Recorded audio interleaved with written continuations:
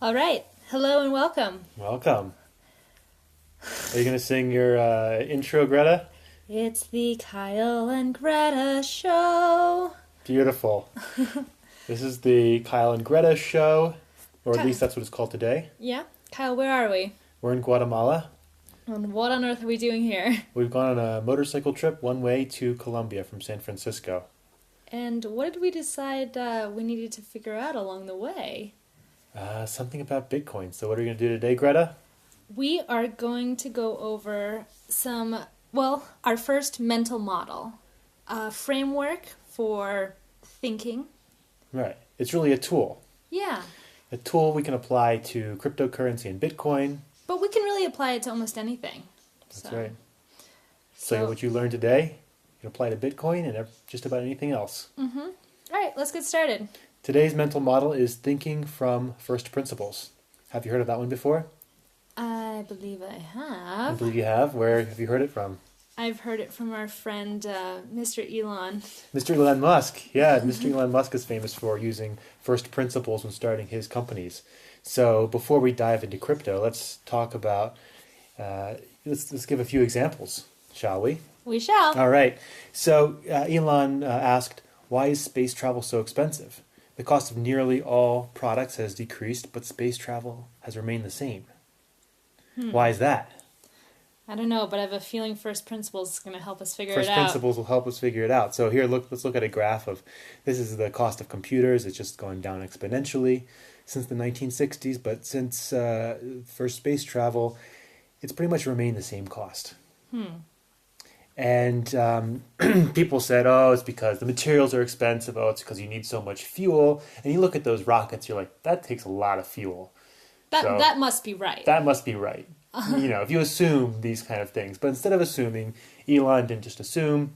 He said, based on first principles, why is this the case? Why is the pricing like this? So first principles is often applied specifically to physics. For physics, why is this the case? But we can apply it to anything, really. We can apply it here in finance. So let's break down the cost of a rocket. And it turns out that 1% of the cost is fuel, 2% of the cost is raw materials, Okay. like aluminum and carbon fiber and those kind of things. And the rest of it, 97%, is overheads and engineering costs and profit and all these kind of things like that. So you just look at that. So once you do your research and you really distill that down, it's not the fuel, it's not the raw materials, obviously. It's the overhead and profit that makes it so expensive. So it seems like there's something that could be done about this. So if it was, the raw materials take up 99% of the cost of a rocket, then there's not much opportunity to build a company, a successful, profitable company. But if there's 97% of the total cost is up for grabs, It seems like there's a lot being wasted on... definitely a lot being wasted. So there's an example I think he gave where the harness for the astronauts, I think, costs $10,000 for a rocket, for a spaceship.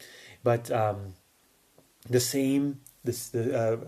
harness that would fit the same requirements as for a spaceship is used for auto racing, and it only costs $500. Gotcha. So it costs 20 times as much to put the same exact harness basically in a spaceship, and that's just the crazy. same requirements. Same requirements, same technical requirements. It's just a certification. So based on that, it made sense that, okay, starting a company called SpaceX made sense, and he was right, and they've reduced the price of space travel by a whole lot. And that's also why it's really important to land the spaceship, right? Because once the rocket goes up, it stays up there. That was the way it was done before, yeah. So it's the same thing as flying a plane, fueling it, flying it from New York to L.A., and at L.A. you just discard the plane. Have everyone parachute down. You have everyone parachute down or whatever, and you have to rebuild a new plane for the next flight. You can imagine how expensive air travel would be. Right, that doesn't So make sense. you land your rockets, and you reduce this overhead. And now space travel can be more efficient. So the way that, and you can use this for anything. You can look at Starbucks, like from first principles. Why is Starbucks so expensive? it's not the coffee, right? You break down the cost. The coffee in a cup of coffee maybe costs like 5 cents or 10 cents, maybe, if pennies. that. Pennies. We actually volunteered on an organic coffee farm, so we know. The workers don't get paid a whole lot from personal experience. So how do you use first principles in general? And what are first principles? So first principles are self-evident assumptions that aren't derived from anything else. You can use this mental model by repeatedly asking questions until you reach a self-evident truth or first principle. Okay, so we'll do an we example do here. So I'll say, why did I buy apples? Well, because apples are tasty. Why are they tasty? Because I think they're sweet and delicious. Mm-hmm. Why are they sweet and delicious? Because they are. Right, exactly. So at some point, like sweet and delicious, they're just sweet and delicious. That's it. And that's the first principle. You can't go any more basic than that at a useful level. Mm-hmm. Right? So like that's the basic. And how do you know when you've reached a first principle? It's when you kind of have this reaction where it's like, because it's obvious. Yeah, it's obvious, right? And it's the same thing for the materials in the rockets. Like, that's the cost of the materials. You could ask, why does aluminum cost so much? And you're like, well, because of the mining and whatnot. But Elon wasn't really interested in starting an aluminum mining company, right? He wanted to make a rocket company, not an aluminum company. So you can keep on going further and further back, and eventually you'll get to the question of why are there quarks and why are there atoms? And why does life exist? But it's not a really useful question, right? No. Yeah. All right. So that's how you do it. You just keep on asking questions. All right. So how does this apply to cryptocurrency and Bitcoin? Cryptocurrency and investing. Sure. So let's ask, what makes a currency valuable? So here you have. So I've listed a few things here that make a currency valuable. Mm-hmm. So you could do this work yourself and ask yourself. You could even start at a higher level too and say, why would I want to invest in cryptocurrency? Why would you want to invest in cryptocurrency? Right now? Mm-hmm. Because it's going up. Yeah. Because it's a bull market. Why is it going up? Because more people are investing and there's a limited market. There's the limited supply of Bitcoin. Yeah. Yeah. So why is it going up? I think more people are believing in it. Yeah. The belief that it could work. Right. And the belief that it could work is what? It's value.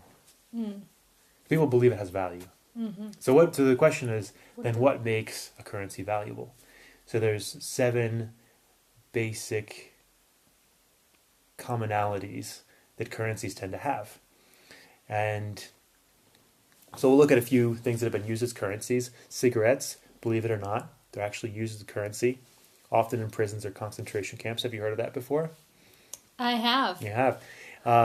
Cows, actually, I used to live in Kenya, and the bride price there was calculated in cows. So it was like 11 cows that you would give the bride's family, or 12 cows, or whatever it was. So, yeah, cows are used as a currency. Gold, dollars, and then we'll take a specific cryptocurrency, Bitcoin, that we'll compare everything to. So what makes all of these valuable? Yeah, so what makes all these valuable is, so let's take cigarettes, for example. And they're used in prisons because people can't really have dollars in prisons. They're not allowed to have that, but they're allowed to have cigarettes. And they're valuable because, well, one, they're durable. You can carry them around more or less. Of course, they degrade over time, but they work pretty well. They're portable. If you wanted to buy a piece of land with cigarettes, you need a whole lot, and that'd be really annoying. But you need a couple cartons. You need a lot of cartons, a few containers of. But for most transactions, if you want to buy a bottle of alcohol, you can make that exchange for cigarettes. You can divide them down more or less to individual cigarettes, though at that point there's some limit to how divisible they are. You can't really give half a cigarette away. It's pretty difficult. They're all the same, Marlboro Gold is Marlboro Gold. They're uniform. Yeah, uniform. There's limited supply in a prison. People accept them in a prison, and they have intrinsic value. So worst case scenario, you can always smoke your cigarettes. Gotcha. Yeah. Right. So another way to look at this is like, why would you prefer to have cows as a currency or dollars, and why? Well, if I wanted to buy a coffee and let's say a cow bought me 1,000 cups of coffee, but I really only want 1 or 2 cups this morning. It'd be really hard to divide that cow down. Could I only give a horn or a hoof? Give the flank. Yeah. Yeah. And then left eyeball. I wouldn't have a cow anymore. Really. You can't divide your cow. No. It's not really very durable because it's going to die eventually, and it requires a lot of upkeep. You need to have a field for the cow to work. It's not very portable. You can't really just put it on the back of your motorcycle. Well, you could. You could. It would be a very unhappy cow. You can imagine what that cow's face would look like.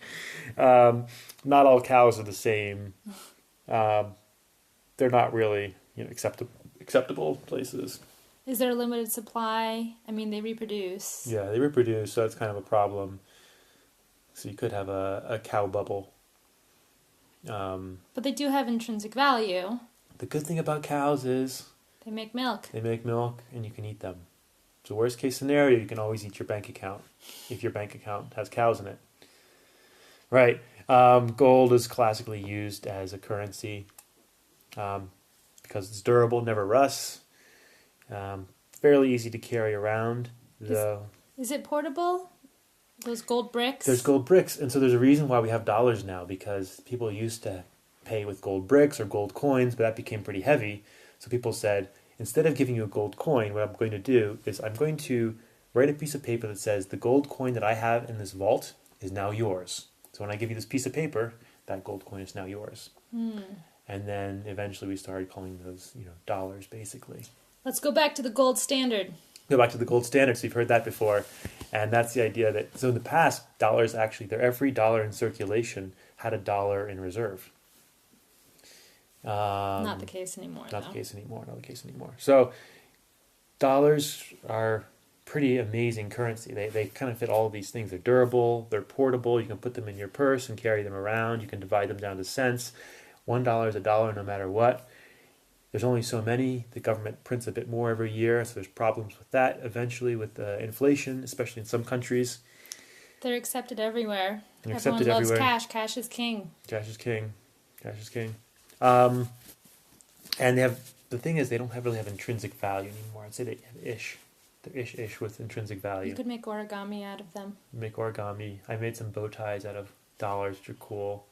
There's, you could start a fire with $1. Use it as kindling. Yeah. But if you start all your fires with $20 bills, that'd be pretty expensive. Or baller. That's true. That's true. Pretty baller.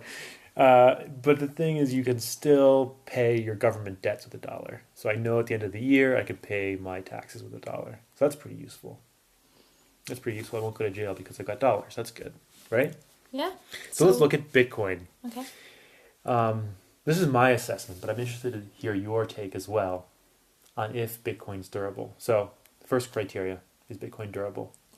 Well, my issue with Bitcoin right now is security. Okay. I feel like if somehow my private key gets found, or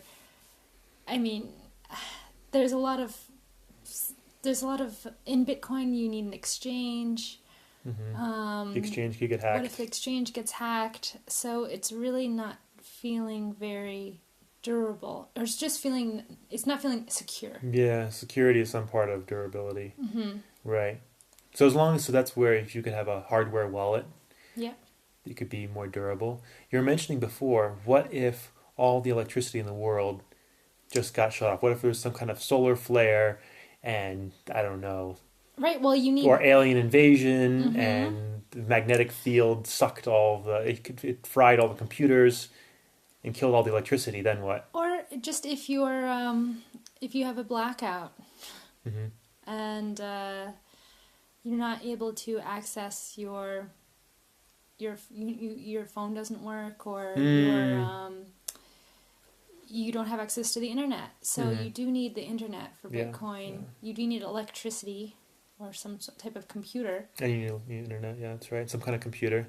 And you need electricity to run both of those, the internet and your computer. Yeah, yeah. So not everyone has that. That's right. So portability, there's some portability issues. As long as you have internet and you have electricity, which people take for granted, but here in Guatemala, not always the case. We found that on our trip, we don't always have those things. Yeah, or the people who are trying to pay for things don't have those things as well. Mm-hmm. So how would we buy something? How would we pay for a hotel if they don't have electricity or a computer, for that matter? They're doing all their accounting with pieces of paper. There's no way we can pay them with Bitcoin. But in general, I think it's very durable. The chances of an alien invasion that completely wipes out all electricity on Earth, because that's what would have to happen, because there are, the ledger for Bitcoin is stored around the world.